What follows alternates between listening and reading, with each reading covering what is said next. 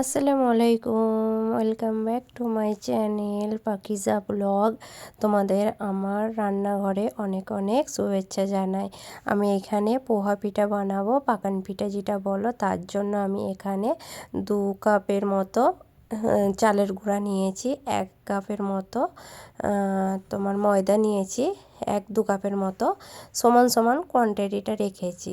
দিয়ে দিচ্ছি মৌরিটা দিলে কি হয়, খুব খেতে একটা টেস্ট লাগে পিঠাটা। তার মধ্যে 1/2 কাপ, যাতে আমি ময়দা দিলাম তাতে আমি 1/2 কাপের সুজি দিয়েছি, পরিমাণ মতো নুন দিয়েছি। আর এই যে গুড়টা দেখছো, এই গুড়টা এনেছে আমার প্রায় অনেক দিন হয়ে গেছে, আমি সেটাকে গরম করে নিলাম। আর এই মিষ্টির রস, এটা মিষ্টি এনেছিল, সেই রসটা আমি পিঠা করবো বলে রেখে দিয়েছিলাম। এটা আমার মায়ের থেকে শেখা। আমি এখন আটাটাকে যেমন রুটি করার আটা ডো মাখে আমি সেভাবে মেখে নিচ্ছি। আবারও যতটুকু মিষ্টি দেবার দিলাম, দিয়ে আবার গরম পানি, হালকা কুসুম গরম পানি করে আমি আটাটাকে মাখছি। আবারও একটু মিষ্টি লাগবে বলে আমি আবারও গুড়টাকে দিলাম। এটা কি হয়, অনেকজন এই পিঠাটা করতে পারে না।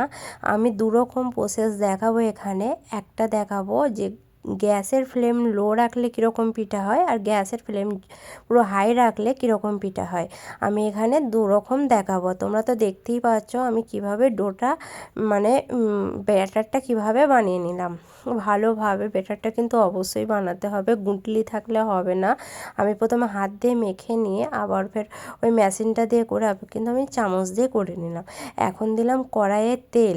আমি ব্যাটারটাকে প্রায় 15 মিনিটের মতো ভিজিয়ে রেখে দিয়েছিলাম। এখন ব্যাটারটা দেখতে পাচ্ছ কত স্মুথ হয়ে গেছে। এখন আমি তেলটা গরম করে নিচ্ছি। এখন তোমাদেরকে ট্রাই করে দেখিয়ে দিই। দেখো, এই যে তেলটা গরম হয়েছে, এটা একদম পারফেক্ট হয়েছে। এই যে প্রথমে তোমার পোয়া পিঠাটা উঠবে, ভালোভাবে উঠবে, কিন্তু গ্যাসের ফ্লেম যদি হাই করেছো, তোমার যেমন পেলা বাটি হয় সেরকম হয়ে যাবে পিঠাগুলো। এখন এই প্রথম এটা, ওই জন্য হালকাভাবে ফুললো। এবার আমি এই পিঠাটা তুলে নেওয়ার পরে আমি গ্যাসের ফ্লেম একবার হাই করে দিয়েছিলাম, যাতে তেলটা অনেকটা গরম হয়ে যায়। তারপরে দেখো এবারে এই পিঠাটা কেমন কটুরির মতো হয়ে গেছে। এটা না ফুললেও ভিতরে গাঁটের মতো হয়ে যায়। অনেক দেশে যেমন মায়েরা এরা করে দেখি, ভিতরে লাড্ডু লাড্ডু মতো হয়ে যায়। দেখো তোমরা দেখে নিচ্ছ, এটা কিন্তু গ্যাসের ফ্লেম আমি হাই করে তারপর আস্তে করেছিলাম।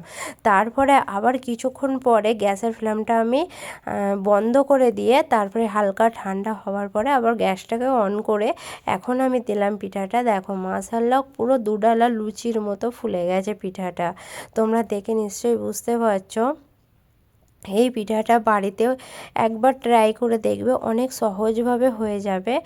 আর অনেকজনের ক্ষেত্রে এই পিঠাটা করতে পারে না। আমার প্রসেসগুলো ফলো করবে, দেখবে তোমরা সবাই এই পিঠাটা খুব সহজে বাড়িতে বানিয়ে ফেলতে পারবে। আর যারা আমার ভিডিও এখনও দেখে লাইক করোনি, তাদেরকে একটু অনুরোধ রইল, লাইক করে দিও।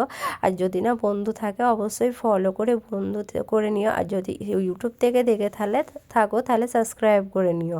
আবারও দিচ্ছি তোমাদের সঙ্গে অনেকগুলো পিঠে ভেজে দেখাচ্ছি। মাশাআল্লাহ, প্রত্যেকটা পিঠা সমানভাবে ফুলেছে আর সমান সাইজ হয়েছে। তোমরা যে কোনো মানে একটা চামচের সাইজ করে নেবে, যে এই চামচে আমি করব, কিন্তু একই সাইজের একইভাবে পিঠাগুলো দেখতে হবে। আর খেতে মাশাআল্লাহ দুর্দান্ত হবে। আর মিষ্টিটা যে যার হিসাবে দিয়ে দেবে। এখন আমি পিঠাগুলোকে ভালোভাবে ভেজে নিচ্ছি। এই জিনিসটা করতে একটু মেহনত লাগে ঠিকই, কিন্তু খেতে খুবই ভালো লাগে। ছোটোবেলার কথা মনে পড়ে, মা যখন পিঠা করতে চুপ করে বসে থাকতাম যে কখন হবে কখন খাবো। এখন আমার ছেলে মেয়েরা করে। দেখো মাশাআল্লাহ, খুব সুন্দর হয়েছিল। আমি অনেকগুলো সবগুলো করে নিলাম। করে নিয়ে দেখো তোমাদের সঙ্গে শেয়ার করছি, প্লেটে দিচ্ছি। প্রত্যেকটা পিঠে একই সাইজ হয়েছিল। মাশাআল্লাহ, ভিডিওটি যদি ভালো লাগে অবশ্যই লাইক করে দিও। আল্লাহ হাফেজ।